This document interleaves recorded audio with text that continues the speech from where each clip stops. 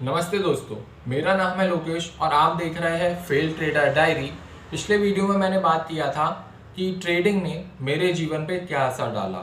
आज मैं आपको बताने वाला हूँ कि मैंने ऐसी कौन सी यह गलती की जिस वजह से मैं आज भी असफल हूँ।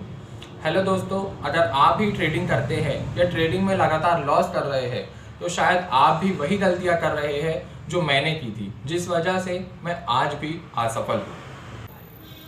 पैसा कमाने की जल्दी मेरी सबसे बड़ी गलती रही, जबकि मैं 5 साल लेट हो चुका हूँ और अभी तक मैं पैसा भी नहीं कमा पाया हूँ। मैं चाहता था जल्दी से जल्दी पैसा कमा सकूँ और वो ज़िंदगी जी सकूँ जो मैं जीना चाहता था।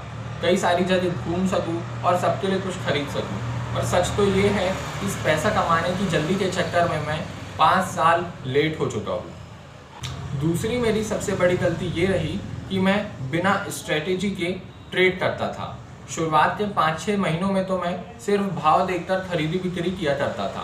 प्राइस ऊपर जाता था तो खरीद लेता था, नीचे आता था तो बेच दिया करता था। और इस वजह से मुझे कभी कभी प्रॉफिट भी होता था तो कभी लॉस भी होता था। पर प्रॉफिट देखकर मुझे भरोसा होता था कि ट्रेडिंग बहुत आसान है। लॉस हो तो मैं जैसे भूल जाया करता था।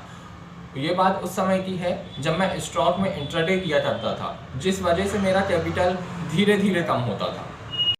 रिस्क मैनेजमेंट को इग्नोर करना। शुरुआत में मैंने रिस्क के बारे में सोचा ही नहीं, बस ऐसा शेयर देखता था जिसमें मैं ज़्यादा से ज़्यादा क्वांटिटी खरीद सकूं, ताकि इतने रुपए बढ़ने पे मुझे इतना प्रॉफिट हो या इतना लॉस हो। लॉस के बारे में देखता ही नहीं था, बस मेरे मन में ये चलता रहता था कि 2 रुपये बढ़ने पे मुझे इतना पैसा मिलेगा या 4 रुपये बढ़ने पे मुझे इतना पैसा मिलेगा। जबकि मुझे ये देखना चाहिए था कि जो ट्रेड मैं ले रहा हूँ कहीं उसमें मेरा 500 रुपये का प्रॉफिट होना हो और 1000 रुपये का लॉस, ऐसा तो नहीं। अगर ऐसा है तो मुझे उन ट्रेड पे एंट्री ही नहीं लेनी थी। कभी कभी तो मैं एसएल भी नहीं लगाता था, जबकि मुझे कम से कम ये तो पता होना चाहिए था कि जो क्वांटिटी मैं बाय या सेल कर रहा हूँ उसमें मेरा संभावित लॉस या प्रॉफिट कितना हो सकता था। अगली गलती जिस पे मैं बात करने वाला हूँ वो है इमोशनल ट्रेडिंग। इमोशनल ट्रेडिंग वैसी जैसे मैं कोई शेयर बाय करता था, उसमें अगर मुझे लॉस होने लगता था तो मैं उसके अपोजिट में दूसरी एंट्री बना देता था। और ये चीज़ें कारण होती है आपके लॉस को बड़ा करने में। बड़ा लॉस आपको, आपके व्यवहार को, आपकी ट्रेडिंग को, सब चीज़ ख़त्म कर देता है।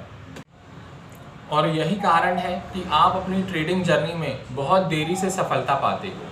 अगली गलती पे मैं बात करने वाला हूँ वो है ट्रेडिंग में जर्नल ना बनाना। अगर आप 2 से 3 सालों में ट्रेडिंग में सफलता चाहते हो तो सबसे ज़रूरी है अपनी ली हुई ट्रेड को जर्नल में एंट्री करना। अगर आप ऐसा नहीं करोगे तो आप अपनी की हुई पिछली गलतियाँ वापस दोहराते चले जाओगे।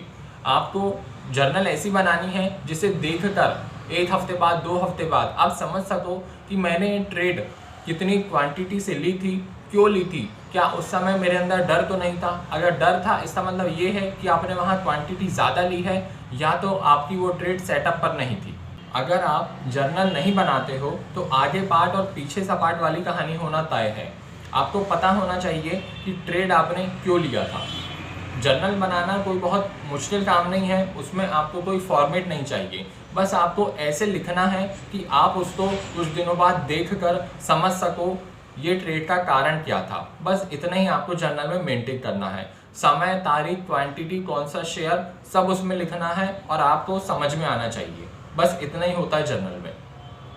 अगर आप जर्नल नहीं बनाते हो तो अपना पैसा और समय दोनों व्यर्थ गवाओगे। पैसा तो आप आगे भी कमा सकते हो, पर ये चल रहा गोल्डन टाइम, कितना ही पैसे दे दो दोबारा वापस नहीं आएगा। अगर आपको मेरी ये रियल स्टोरी पसंद आ रही है तो चैनल को सब्सक्राइब कीजिए।